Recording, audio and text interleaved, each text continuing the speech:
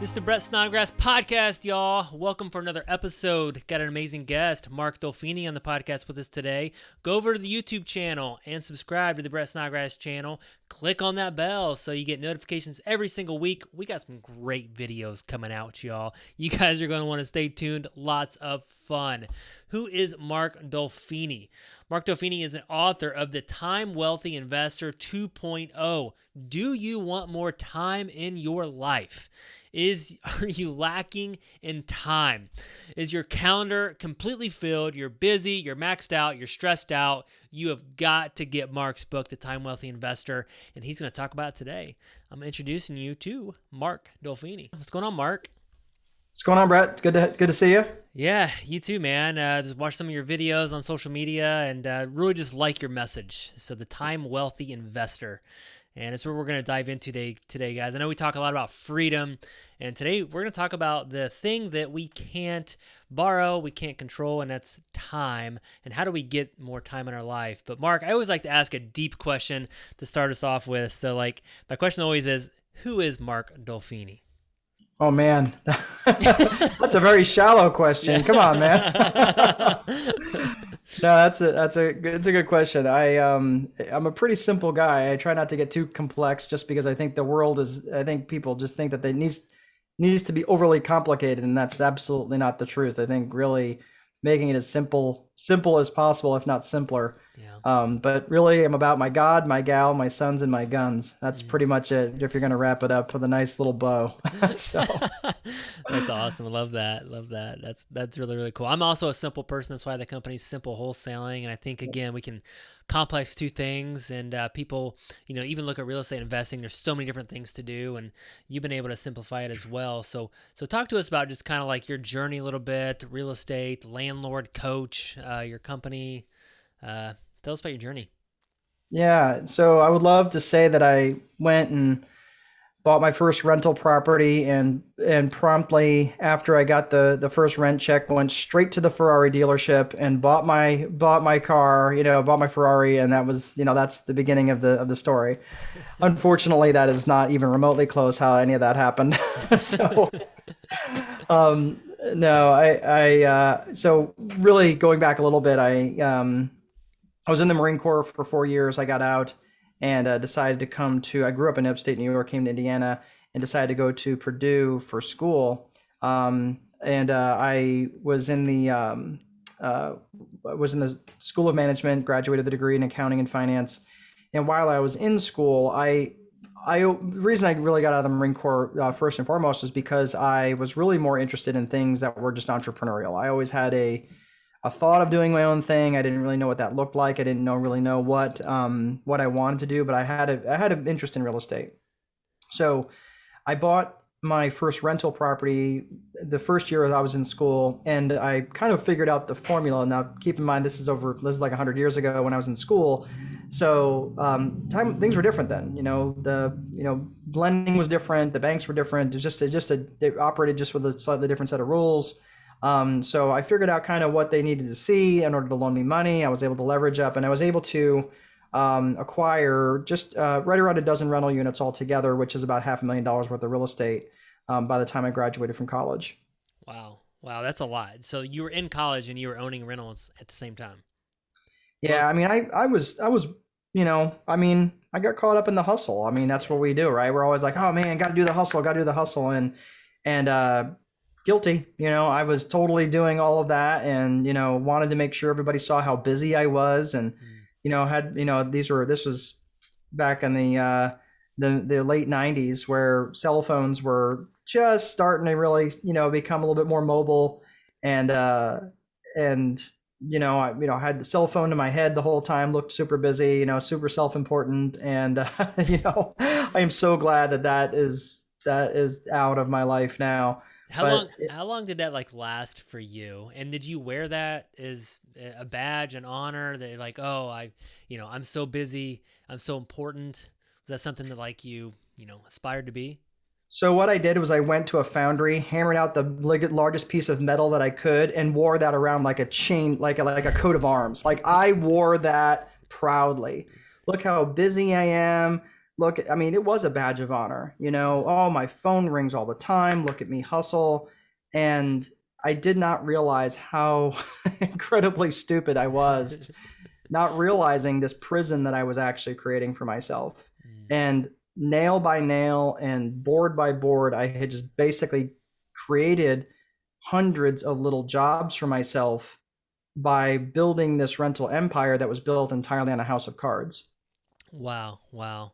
And I think we all do stupid things in our 20s, but you obviously were in the workforce. I was doing other stupid things, and right. But when did you kind of realize that?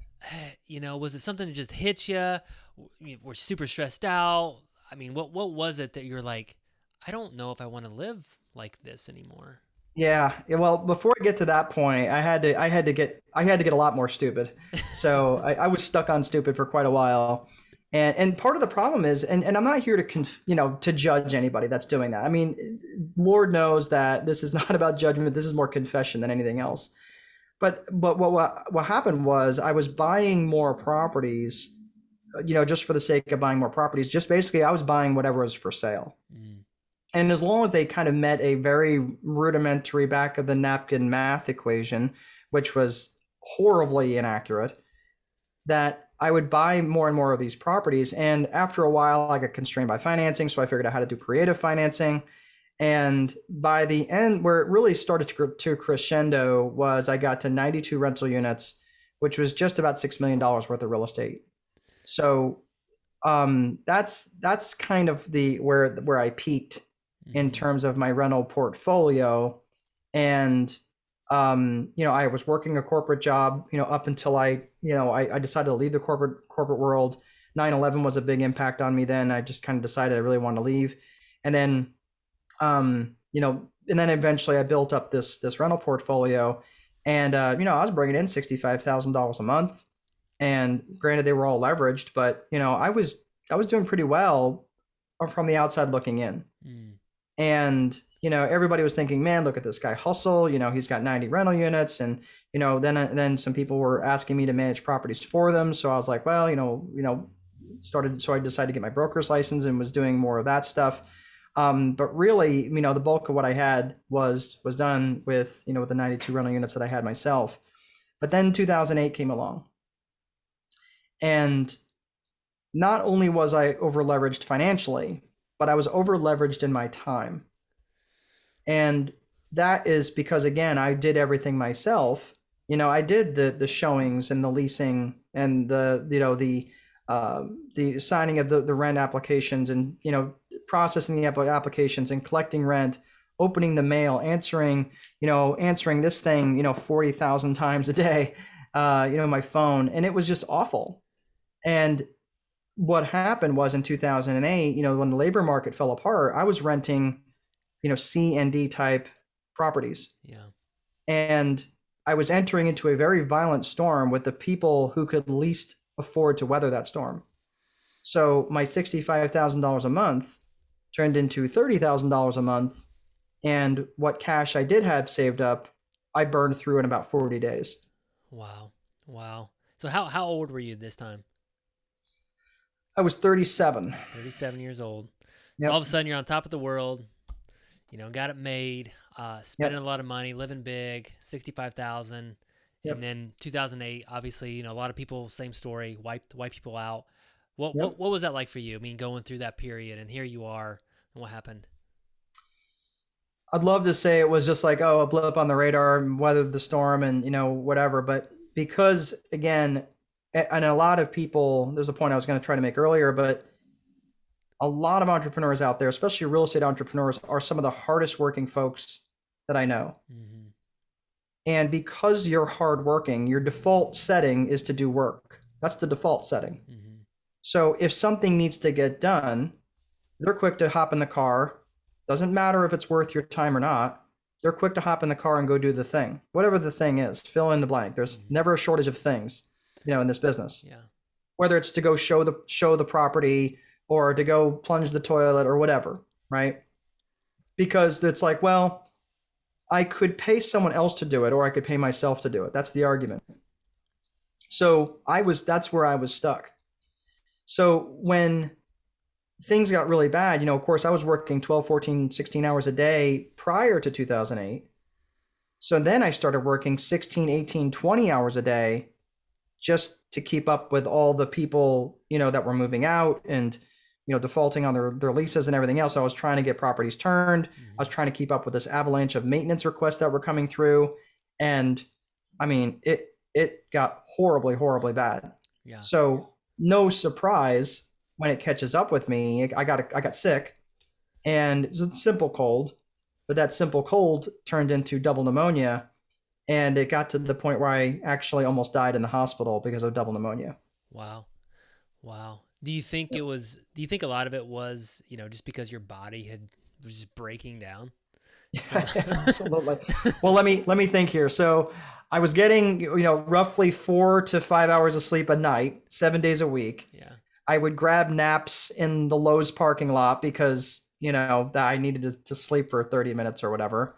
I was eating everything that was handed to me through a window in a bag. Yeah. Right. So there's that. And I can't imagine that any impact. Right. I mean, not to mention all the stress of trying to, rob Peter to pay Paul just to keep everything afloat. Yeah. Just trying to survive. It was a complete mess. Yeah. Just trying to survive. Yeah. And so you're in the hospital and you don't die, which, God, that's awesome. God bless you, man. Yeah. And here you are, and to tell your story. And now I think you're on this mission, obviously. So after you got out, was that the thing that hit you? Just like, I have to do something. Yeah. I mean, it was no surprise up to this point. And, anybody at that time, I was, educating myself. I was reading books like the E-Myth, trying to systematize things. I mean, it's no surprise that, people, they hear it all the time. So if you've heard it before, well, guess what? You're hearing it again. Systems are definitely absolutely critical to put in place so you can run this thing and not have it run you. Mm-hmm. But it was really interesting. So as I'm laying there in the hospital, I'd love to say like the VIP method was, like spelled out in a bird formation as it was flying across my hospital, in the view of my hospital window, but it wasn't quite that, biblical. But what did happen, so I'm sitting there, thinking of all the things that are wrong in my life as I'm sitting in this hospital bed. It's the first day. The hospitalist comes in and she says, people who look like you don't lay in hospital beds like this for double pneumonia. She says, you really need to take a look at what's going on in your life. Wow. And I was like, ouch, like I'm thinking, okay, So as I'm laying there, this nurse comes in, and she says, I need to give you a shot in the stomach. To which I replied, you need to work on your marketing. Yeah. No, you're not. Yeah. And I said, so what is this for? So she says, well, you're going to be laying in the hospital for a couple days, the hospital bed for a couple days. This is Coumadin. And it's to help keep blood clots from forming in your legs. Mm-hmm. I said, well, you've got me hooked up to this machine and it's the tubes in my arm. I said, it's got on wheels. I can walk around the floor, right? Like I won't leave the floor. She goes, and she looked at me like I was asking her to explain long division. And I said, she goes, oh yeah, I guess you could do that. Okay. So she takes her needle and she goes away. So not long later, another nurse comes in with another needle. I need to give you a shot. I was like, okay, well, at least it's not in the stomach. I said, well, what's this one for? And she says, well, this is insulin, because I guess they've got you on some sort of steroid and this, whatever, prednisone, and it's jacking with your blood sugar. And I need to give you this. So whatever. I said, okay, well, how about I just don't eat sugar or carbs today? And if it's still too high tomorrow morning, you can give me the insulin, right? So she takes her needle and she goes away. The interesting thing was, as I'm sitting there, laying there, and I said, you know what? These nurses knew how to do this. They've got, this is a fairly new hospital. They've got dozens of people on this floor that they have to handle. They have to be operating off of some sort of system, off of some sort of checklist, right? So with that, of course, swirling in my head, this is kind of how things, I started to ruminate about all the things that were wrong in my life, which was many things. I had, business things and personal things, but I finally figured out that stuff was landing in three buckets. Okay. So from a business perspective, everything first and foremost was in my head. Everything. I knew all the renters' names, all the residents' names, and their names of their kids, and the dogs' names, and everything. I knew, when their phone, this is the days before texting was real prolific. So, when they would, like whenever they would call, I would know exactly what they were calling about. I knew everything. I just knew them. I knew them well, right? But it was all in my head. So I had no real process for anything that happened. Okay, that was the first thing. Mm-hmm. The second thing was, I had no infrastructure. People were telling me all the time, hey, Mark, you really need to get some help. I was like, well, what good is help going to be? I mean, even if, what am I going to do? Walk them into a room, yell, do work, and then run away? Like that wasn't going to, Right. Do that something. wasn't going to help. Yeah, do, and then run away, right? That's not going to help my state of affairs and life. So the infrastructure, I had no desks, I had no chairs, I had no office, I had no computer systems. I had, my phone system looked like this, it looked like it was a cell phone. So I had no infrastructure to run anything on. So even if I did have somebody, I had nowhere for them to work from, right? And then finally, it came down to my personal life. I had no real vision in terms of what it was I was trying to accomplish in the first place. I was making a decent living in the corporate world. I fit in the corporate world like a square peg, mind you, but I already had social proof within myself that I could do, proof of concept that I could go out and earn a living in the corporate world. Yeah. So what was I doing all this for in the first place? That was the real question. So when I finally got, kind of pieced it all together, I needed to get direction in terms of where I was going. I need to build an infrastructure on what it was I was trying to, for the business that I had, and then put processes that would run on that infrastructure. That's how the vision infrastructure process, the VIP method, was born, that I wrote about in the Time Wealthy Investor 2.0. Wow. And that's exactly it. So basically, we're getting back to the book that you've written, Mark, the Time Wealthy Investor 2.0. You talk about the VIP method, which is basically the VIP, which is visual infrastructure, vision right. Infrastructure process, yep. And this is obviously all happening at the hospital. And you're exactly right. When we talk about systems and processes all the time, and getting things out of your head, it's really hard to actually do that, especially if you're a visionary person. But get back to your personal life, because this is really, really important. And so you didn't have any idea what you wanted. Right? I mean, that's what you said. You didn't know what you were doing all this for. Like, we talk about your why, but did you ever think about that? Like, I mean, was there a standard answer? But like really deep down, you're like, I don't know why I'm doing all this. I just know that this is just what people do. Yeah. I run into this constantly. So whenever my coaching students, we will constantly go back to vision. And vision is the circuit breaker. That's the main circuit breaker panel in terms of what I wanted to do. And really what I was trying to accomplish at that moment in time, laying in the hospital bed, was to not die, right? Oftentimes people overcomplicate vision. They're like, well, I want a Bugatti in 9 different cities, in 3 oceanfront houses. I'm like, okay, not that that's a bad vision, but vision is really shaped like a V. And that far-reaching vision at the top, that can be a really good long-reaching vision, in 3 years. But what's your next vision right now? Think of you as a toddler, right? You're just learning to stand on your own. The next piece of your vision might be to walk. Yeah. Right? Doesn't mean eventually you don't want to learn how to ride a motorcycle. It just means right now you need to learn how to walk. And eventually you'll learn how to run. And then eventually you'll learn how to ride a bicycle. And then eventually drive a car, and then eventually maybe get a motorcycle. Like, so it happens in that way.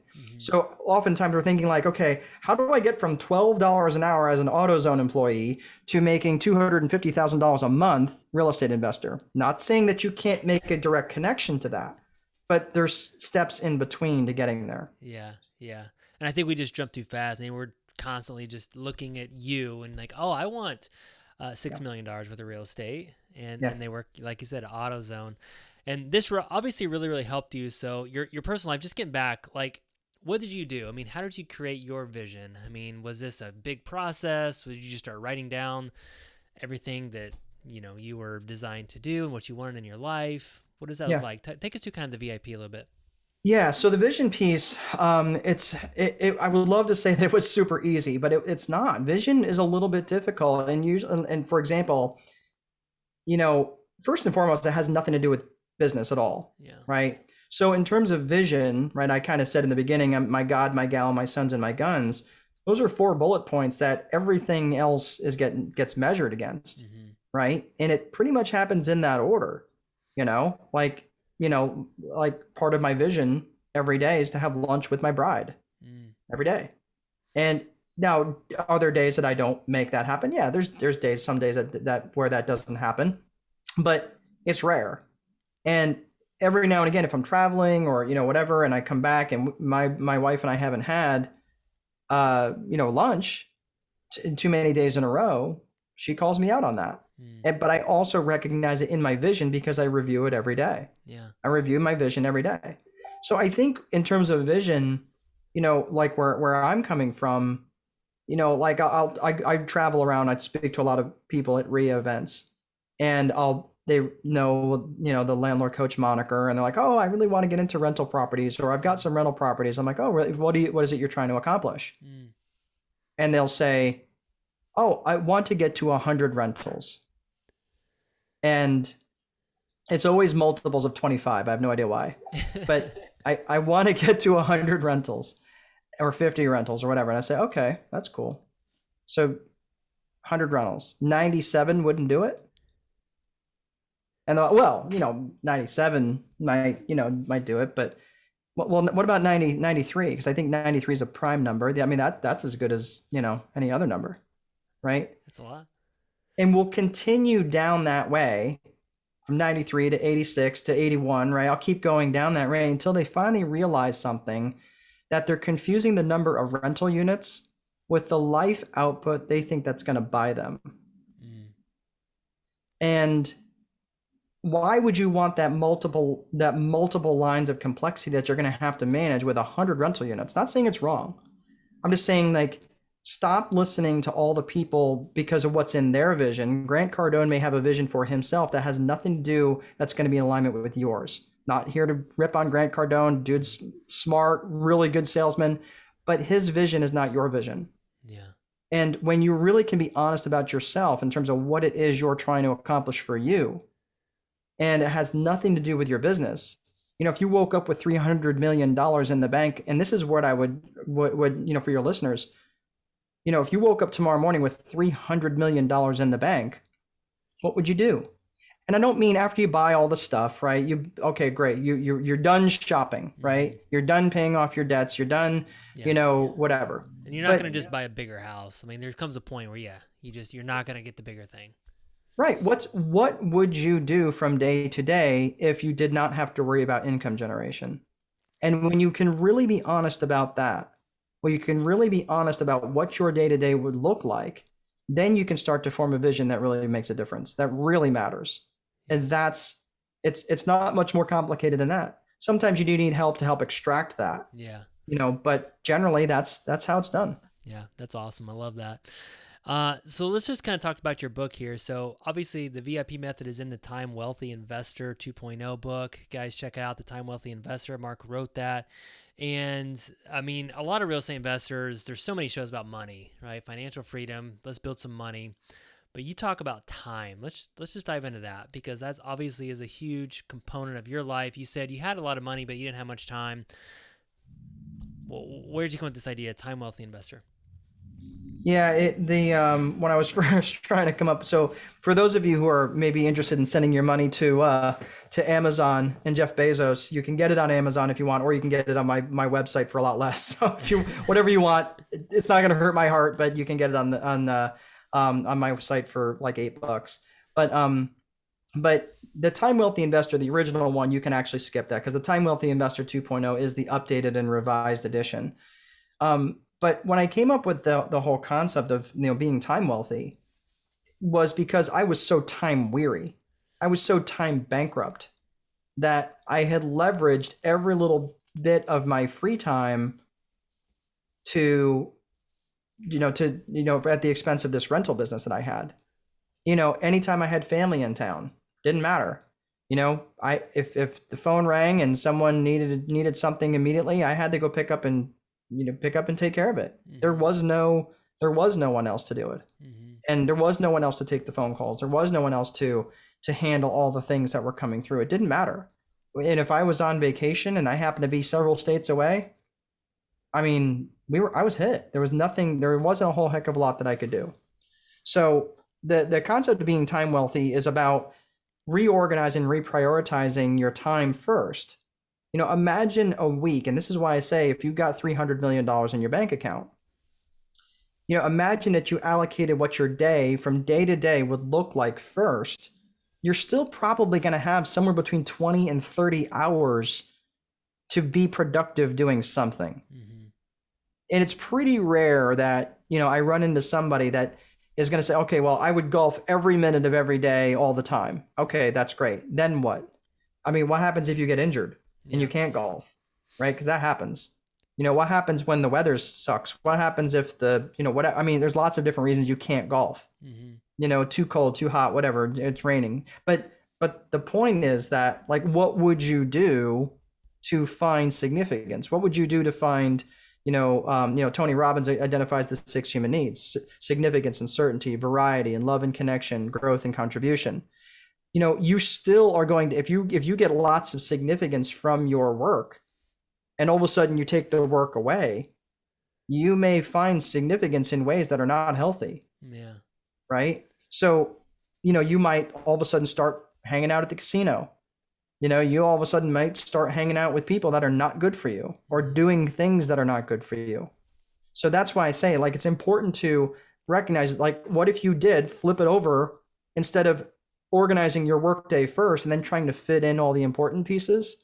But rather, what happens if you put in all the important pieces first, like having lunch with your spouse mm-hmm. and or significant other, and spending time with your kids and spending time with your friends, and then you filled in, or doing Bible study, doing whatever is important to you, whatever you feel called to do. Not my vision doesn't have to be your vision, but what then those 3 or 4 hour time blocks during the day. What if you did do work? What would that work be? What would that productivity be? What would fulfill those needs of significance and certainty and variety and everything else, right? And it doesn't always have to be work related. I'm just saying there may be other things that you would want to do to feel productive, mm-hmm. because, you want to have some sort of purpose in your life. Yeah, definitely. And that's just an awesome exercise. You kind of just get people dreaming again, right? I mean, I think sometimes when we get a certain age, we just kind of forget about our dreams, and and you just kind of help people just start dreaming. And then, obviously it doesn't all happen at once, and then you just kind of take it step by step, but you get the vision out there. That's where the vision comes for. If you had $300 million in the bank, here's what I would do. And then how can you get there? Maybe you don't hit 300 million, but maybe you get $1 million. Well, that would still be good. Yeah. Well, and that's the thing where, your vision evolves. Yeah. Your vision will evolve over time. And, I'm not a big vision board proponent of them. I think that they're good in their own way if you're a visually oriented person. I happen to be more of a kinesthetic type oriented person, which means like feeling and touching things. Like I learn by having books and writing in books, even though Audible is a big thing right now and Kindle's a big thing right now. I still am old school. Every time I hear a book recommendation, the first thing I do is get on Amazon or go to the bookstore and buy the physical book, mm-hmm. because that's how I learn. Mm-hmm. So for a visually oriented person, if a vision board works for you, great. It doesn't work for me. It's not as impactful for me. Mm-hmm. But I do visualization exercises. I do all those things. But for me, having that, having that understanding of, being visually oriented or kinesthetic or whatever it is, or, auditory, understanding what it is where you're trying to go, and really having it very, very accurately written down. And it needs to be written down because there's lots of people I know. It's like, oh, no, no, no, no. Hold on, coach. I'm good with my vision. I'm like, oh, really? Do you have it written down? I'd love to see it if you'd like to share it with me. Well, I don't have it really written down per se. Okay. Where's your vision board? Well, my vision board's behind my desk, behind the door at my desk. I saw it a couple of days ago. Like, that's not helpful. Like, your vision needs to be so clear that it's as obvious as what you had for breakfast. Yeah. That you can recite it just in bullet points to say, no, boom, boom, boom. That's what my vision is. That's the next piece of my vision. So that way, when opportunities come up, you've got that reticular activation already activated and going in your mind, which, if you're not familiar with what that is, it's like when your friend tells you he just bought a blue car and he's so excited. And it's the only model with that color blue that's in the entire city. Salesman told me so, right? And then you see that blue car on every flipping corner. And you don't have the heart to tell your friend, right? You're like, oh, hey, oh, wait, that's not, unless he turned into a blonde female, that's not him, right? But that's the thing, is now it's activated. So now that you've got your reticular activation working, you can get that working for you because it's well defined, right? It's like thinking, like, if I asked you to think of something white, right? You can think of a lot of things that are white. Snow is white. Yeah. Gutters are white. Cars are white, right? But if I ask you to name something white in a refrigerator, all of a sudden now it gets really narrowed down, right? Yeah. Milk is white. Eggs are white, right? Some cheeses are white, right? That's so now you've made it real specific. So that getting really specific in terms of what it is that you want, about dialing into your vision specifically, like I said, like my God, my gal, my sons and my guns, right? I know we're going to have a family event every Sunday because that's part of my relationship with my bride and my sons, right? And so forth and so on. So I would say once you have that really, really well defined, then you allow that reticular activation to take hold. Yeah, I love everything that you're talking about, and again, it just kind of, sometimes for me, and entrepreneurs and business owners, we get obsessed with something. So it's not just creating your vision, and we'll remember it somewhat if it's in our head. But sometimes I get so obsessed with something else. Like, let's say I wanna be fit and weigh a certain amount, right? But then I get so obsessed with this project, I'm like, oh, I know I want that, but I'm going this way, and I'm gonna forget about this for a little bit. So it's so good to have it clear, because we're just like sometimes, bull in a china shop, right? Do you get that way? Oh man, what you said resonates with me, and I promise it resonates with everybody that's listening. Yeah. Because the beautiful thing about real estate is there's literally a million ways to make $1 million in this business, right? The sucky thing about real estate is there's literally a million ways to make $1 million in this business. Yeah. And real estate is such a distracting and distractible business, because an opportunity over here to buy this house as a buy and hold, you're halfway through that transaction and another opportunity shows up where you could flip that house, and then you're through that one, and then another opportunity comes where you could wholesale that deal. Meanwhile, you've just got you've opened up 3 different businesses in 3 days. Yeah, I know. Right? Exactly. And unless you've got the infrastructure and processes down, which many don't, again, guilty, not judging. I totally get it, because I'm a serial entrepreneur. I have 7 businesses that I run, that I oversee. So between all of those, like, I have to have, my chief of staff helps keep me those things organized, because if I didn't, I would be running from one thing to the next thing to the, back and forth. Yeah. So I totally get it. I totally understand that distracting and distractible, side of things. So you really have to really be fierce about what it is you will do and what it is you won't do. And you're going to have to be even more fierce about what you won't do. Yeah. Exactly. You got to learn to say no. I say that all the time. And let's just dig on systems and processes again. So you talked about building out systems and processes. This is always very difficult for me, just to get it out of my head, to write it down.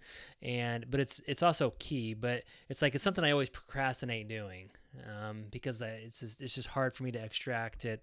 And do you have systems and processes for everything, including your personal life?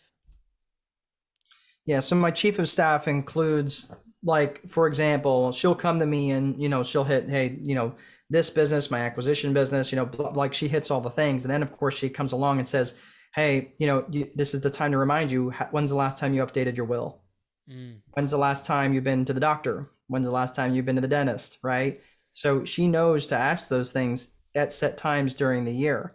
It's September, when's the last, have you talked to your accountant yet? You're heading into the next tax year. So there are things that are boiled down like that, and she knows, and that's what she's instructed to do, to make sure that I'm doing the things that I need to do. Hey, when are you scheduling your next vacation? Right? This sort of thing, which I am ready very much for vacation because I haven't had one all through COVID. Yeah. But that's okay. I mean, my coaching business is growing because there's lots of people who are hurting out there because they don't, and this is one of the reasons why I'm so passionate about this. And we're going to get to systems here in a second, I promise. But this is why I'm so passionate about this, because there are too many marriages that are failing, and there are too many missed baseball games and missed soccer games and missed karate belt promotions and things like that, because people are stuck doing the thing, right? So when it comes to systems, right, you've got the infrastructure and process piece. And so, like the vision piece, like, again, if your vision is, and it has to go in that order. There's a lot of gurus who teach like tactics first. And it was Sun Tzu who said it best, like, tactics before strategy is the noise before defeat. It doesn't make sense to lead with tactics. You need to lead with strategy. So that's why vision is the top part of the strategy. What are you doing this for? And what is your end game? Begin with the end in mind. That's what Stephen Covey said. So vision is really what you're trying to accomplish. So if your vision is to lay on the beach rubbing cocoa butter on your belly, it's a great vision, right? Maybe not a good visual, Right. but a good vision, right? So the next piece is to build your infrastructure. And the reason why infrastructure, and that's the desks, the chairs, the asset class selection, really whatever it is. But when you're creating your infrastructure, you have to build your infrastructure that's in alignment with your vision. Because if your vision is to lay on the beach rubbing cocoa butter in your belly, and you built an infrastructure that's designed to, where you have to return emails and phone calls in a timely manner, that's going to be a terrible experience for you when you're trying to lay on the beach rubbing cocoa butter in your belly, right? Yeah, no. So you have to have that's in alignment. So when you're building that infrastructure, then the next piece, the last piece is the tactics. That's the process. It's the vision infrastructure process. So the last piece is the tactical stuff. It's all the stuff that you're good at, the stuff that you want to do, that you can do, and the stuff that you're not going to do or not good at. Then, you learn to farm that out, create a system for it, ideally have someone else do it. And it all runs on that infrastructure that you built, that all stays in alignment with your vision for the future. Love it. So guys, check that out, the Time Wealthy Investor, Mark, as we start to wind down the show here. Just one other clip before we go in the last section, but let's talk about some tools. So, if you want to build time wealth in your calendar, what are some things that you kind of need? Some tools. Yeah, I mean, I think the best tool that I can give you, I'm going to try to wrap this up quickly because I know we're running a little lean on time, but there's four critical functions of every business. And this is the system part of the business, right? You've got to have a lead generation piece. You've got to have a sales piece. You've got the operational function of the business, and you've got the accounting piece. Every business, no matter how big or small, has to have those four critical functions. Okay. So those are four different conversations. And the reason why a lot of entrepreneurs struggle, especially self-operating entrepreneurs, they're trying to do all four of those things. Yeah. Now, the marketing piece and the sales piece, while related, they're not the same function, right? The lead generation lets people know that you're out there and in business. The sales function closes the sale. The operational function is the widget that you make, or whatever the thing is that you're doing. It's the house you rehab, or the operational function of the rental business, right? Or whatever it is that you're doing. If you're a roofer, you build the roofs, right? And then the last piece is the accounting piece. So if you're thinking about it, like, the last person in the world that I would want to do my marketing or sales is my accounting person, right? And vice versa, because they're different skill sets. They're different personalities that are going to make them successful in each realm. So in terms of tools, start to delineate those things in terms of, what's my marketing function? What's my sales function? What's my closing function, right? What's the operational function? What does the business do, right? Many people focus and get stuck. If you're going to get stuck, you're going to get stuck in the operational function. If you're going to ignore something, you're going to ignore the accounting function. You're going to say, well, I've got more money in my account this month than last month, so I must be doing better, right? Guilty, right? Yeah. So that's why I say look at it from that perspective, and anything in those areas that you're not great at, look to farm that out. Fire yourself from those jobs as quick as you possibly can. Yeah. And any information that has to flow through you, try to automate that or delegate it to someone else so you don't have to be the bottleneck for information. No, I love that. And a lot of times, especially in real estate, it starts with the leads and the sales, because sometimes if you don't have a good leads or good sales, you don't have much of an accouning piece, right? Yep, that's right. Yeah, nothing happens until the sale does, That's right? Exactly. That's right. Awesome. Hey, just one last question before we go into the final round. So obviously, do you think that real estate is the key to time wealth? Do you ever work within people who are different types of investors? Like Dave Ramsey people, they're not always about real estate, but like, do you think that in order to have this kind of time wealth, like real estate is the best vehicle? Well, I think it can happen in any industry. I mean, I coach other people outside of the real estate industry, which has been very strange because I'm the landlord coach, and all of a Right. sudden people are coming and saying, "Hey, I heard your VIP method and I really like it, but I'm a roofer or I run some coffee shops. Would you coach me?" Yeah. And it's funny that I'm humbled by that first and foremost, that God has given me these skills, but I think that time wealth can happen in lots of different ways. But I think it's important that you stay focused on that. Again, we hear the multiple streams of revenue. I totally understand that. I get it. But get it up and running first. Get that $10,000, $20,000, $30,000 a month coming in first, and then go do your next thing. Don't try to do 9 different things all at one time, because none of them are going to run well. Get it up and running, get it running so you don't have to spend a whole heck of a lot of time. With the 250 units that I oversee, I work about 2 hours a week, right? Most of my time I spend in coaching because that's really where my passion is, right? But get your business up and running so very little information has to flow through you first. But really, whatever that business is, I like real estate just because I like the deal structure and deal creation. But realistically, it can be lots of different things. But I do think that real estate does offer that for a lot of people without a whole lot of extra knowledge and recreating the wheel. Yeah. Awesome. Sounds good, guys. Well, your website, Mark, is at landlordcoach.com. They can get the book there.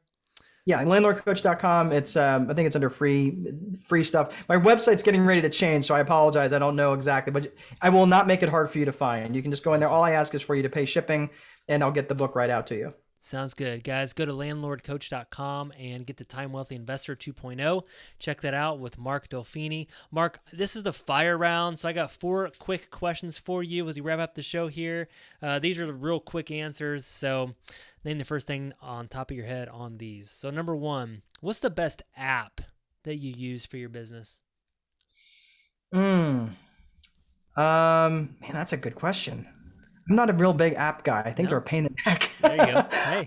I'm thinking probably Old school. Probably QuickBooks Online. I do like that because I can take a quick thing and that automatically, that way I don't even have to mess with it in terms of scanning receipts and anything, but that's the latest one recently. Yeah, I like that. No, you're old school. You like the physical book.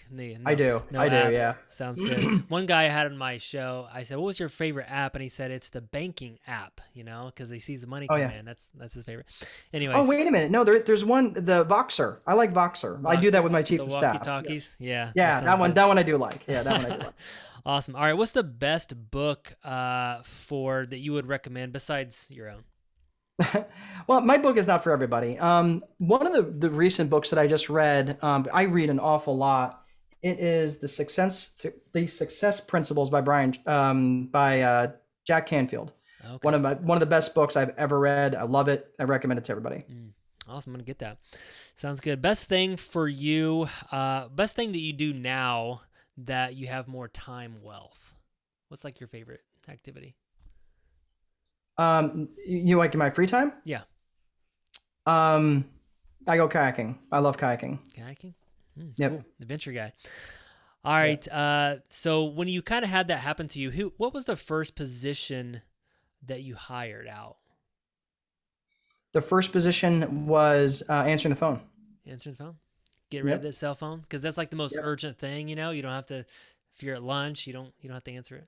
It was every call was at least 15 minutes. Every call. Yeah. So getting that off my plate was such an incredible burden lifted. Yeah. I think that's really important. I always try to get rid of the urgent things, right? And that's really an urgent thing. So I can focus on the important. So this is a wrap. Mark Dolfini, thank you so much for being on the Brett Snodgrass podcast. Appreciate you, man. And guys, check out the book, Time Wealthy Investor 2.0, landlordcoach.com. Thanks, Mark, for being here. Thanks so much, Brad. Good luck to everybody. Thank you so much for checking out the Brett Snodgrass channel. If you like this video, please slam on that like button. And if you really like it, then subscribe to our channel here. And remember to leave us a comment below, and I'm going to try my hardest to reply to all the comments. Thank you guys so much. This is why I do what I do. Every single week, I come out with content that focuses on success, freedom, and living out your purpose. Thank you guys so much. See you next time.